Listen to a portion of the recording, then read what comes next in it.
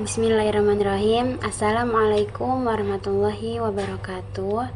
Perkenalkan, nama saya Siti Fatimah dari Fakultas Adab dan Humaniora, jurusan Terjemah UIN Syarif Hidayatullah Jakarta. Baik, pada kesempatan ini saya akan mempresentasikan hasil kritik terjemahan terhadap kitab terjemah Sunan Abu Dawud, khususnya bab 1.03 tentang doa ketika masuk tempat buang hajat. Analisis ini menggunakan teori kritik terjemahan menurut Peter Newmark, dan saya mencoba melihat bagaimana kesesuaian makna antara teks sumber bahasa Arab dengan terjemahan dalam bahasa Indonesia, apa saja pergeseran makna yang terjadi, serta bagaimana alternatif terjemahan yang lebih tepat. Langsung saja. Landasan teori singkat. Nah, menurut Peter Newmark, kritik terjemahan tidak hanya bertujuan menunjukkan kesalahan, tetapi juga mengevaluasi apakah terjemahan tersebut sudah sesuai dari segi makna, gaya, dan konteks. Jadi, fokusnya ada pada 3 akurasi. Nah, keberterimaan dan kejelasan. Kita juga membedakan apakah terjemahan itu bersifat semantik yang mendekati makna asli atau komunikatif yang fokus pada pembaca sasaran. Pendekatan ini membantu saya melihat di mana terjemahan hadis ini tepat dan di mana perlu diperbaiki. Selanjutnya yaitu langkah analisis. Nah, dalam analisis ini saya mengikuti langkah-langkah yang disarankan Newmark. Pertama yaitu mengidentifikasi teks sumber dan teks terjemahan. Kedua yaitu menganalisis teks Arabnya. Ketiga yaitu menganalisis teks terjemahannya dalam bahasa Indonesia. Lalu saya melihat prosedur terjemahan atau teknik yang digunakan penerjemah. Setelah itu saya mengevaluasi kualitas terjemahan tersebut berdasarkan akurasi, keberterimaan, dan kejelasan. Terakhir saya memberikan kritik dan alternatif terjemahan yang lebih tepat. Nah, selanjutnya yaitu di sini ada teks sumber atau TS Arab. Nah, ini ada teks hadis dalam bahasa Arab dengan harokat lengkap. Hadisnya berisi tentang bacaan doa yang dianjurkan ketika seseorang masuk tempat buang hajat. Nah, kita juga dapat melihat bahwa hadis ini memiliki beberapa variasi lafaz yang datang dari perawi yang berbeda-beda, seperti dari Ahmad, Abdul Waris, dan juga komentar Abu Dawud. Hal-hal seperti ini penting dalam analisis karena variasi lafaz bisa memengaruhi pemilihan terjemahan. Nah, selanjutnya yaitu teks terjemahan TT Indonesia. Nah, di sini ada penerjemahan Indonesia yang menjadi objek kritik. Secara umum terjemahan ini mulai dibaca, tetapi ada beberapa bagian yang perlu ditinjau ulang. Nah, misalnya penggunaan istilah modern seperti WC, lalu frasa setan, jantan, dan betina yang sebenarnya merupakan hasil tafsir, bukan makna literal dari teks Arab. Selain itu, komentar perawi seperti Abu Dawud dimasukkan bersamaan dengan matan hadis sehingga bisa membuat pembaca menganggap semuanya perkataan Nabi. Nah, kita baca di sini ada ya Rasulullah, apabila hendak masuk WC membaca ya Allah, sesungguhnya aku berlindung kepada Allah kepadamu, aku berlindung kepada Allah dari setan jantan dan setan betina. Syu'bah meriwayatkan lafaz ya Allah, sesungguhnya aku berlindung kepadamu. Wahib berkata hendaklah dia berlindung kepada Allah.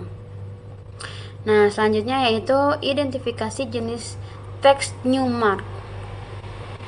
Nah, teks hadis ini termasuk teks informatif sekaligus vokatif, yaitu informatif karena memberikan informasi tentang adab Islam, dan vokatif karena mengajak pembaca untuk menerapkan doa tersebut. Karena karakternya ini teksnya religius, formal, maka terjemahan idealnya menjaga ketepatan istilah dan nuansa formalitas. Artinya pilihan kata yang terlalu modern atau terlalu bebas sebaiknya dihindari agar tidak mengubah kesan sakral dari hadis. Selanjutnya yaitu analisis teks sumber. Nah, dalam teks sumber ada beberapa istilah penting. Yang pertama ada kata al-khola yang secara bahasa berarti tempat buang hajat, bukan WC modern. Lalu frasa al-khubut wal khaba'is, yang secara literal berarti keburukan dan hal-hal buruk, bukan setan jantan dan betina. Nah, sangat penting nih memahami makna literal ini sebelum menerjemahkan. Nah, selain itu teks ini memuat variasi lafaz yang harusnya diperlakukan secara benar dari penerjemahannya. Selanjutnya yaitu analisis teks terjemahan. Nah, terjemahan ini memang memiliki beberapa kelebihan, seperti bahasanya mudah dipahami, lalu variasinya lafaz lebih disertakan, namun ada juga beberapa kekurangan yang perlu dikritisi. Nah, contohnya yaitu pertama, penggunaan istilah yang terlalu modern. Nah, membuat teks kehilangan konteks klasiknya. Kedua, makna literal. Nah, disempitkan karena memasukkan tafsir ke dalam terjemahan. Yang ketiga yaitu struktur hadis yang membedakan matan dan komentar perawi tidak dijaga dengan baik. Selanjutnya yaitu kritik 1, yaitu al-khola. Nah, di sini penerjemahan mengganti kata al-khola dengan WC. Ini memang mudah dipahami pembaca modern, tapi secara konteks hadis kurang tepat. WC adalah budaya modern, sedangkan hadis berbicara tentang tempat buang hajat secara umum. Jadi seharusnya penerjemah memakai istilah yang lebih netral, sopan seperti tempat buang hajat atau kakus agar lebih sesuai dengan konteks budaya sumber.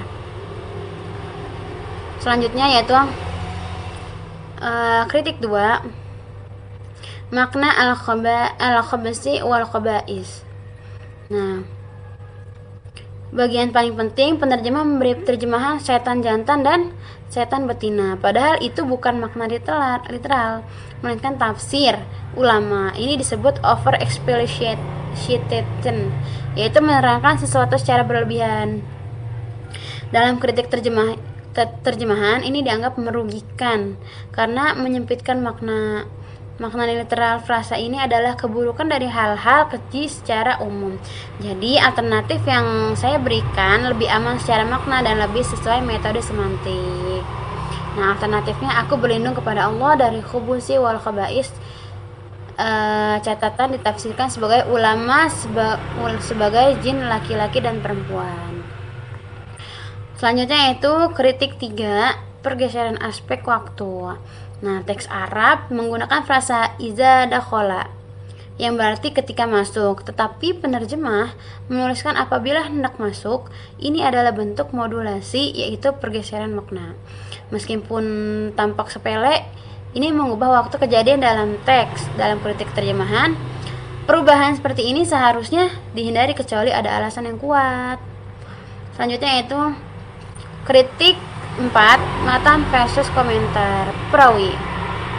Nah, hadis punya struktur ilmiah yang tegas antara matan, yaitu perkataan Nabi, dan komentar perawi seperti Abu Dawud. Nah, dalam terjemahan ini keduanya disatukan tanpa pembeda. Akibatnya terjemah jadi tidak akurat secara struktur. Nah, maka saya menyarankan agar terjemahan dipisah, matan hadis dibedakan, lalu variasi lafaz dipaparkan, baru kemudian komentar perawi. Terus selanjutnya yaitu prosedur terjemahan Newmark yang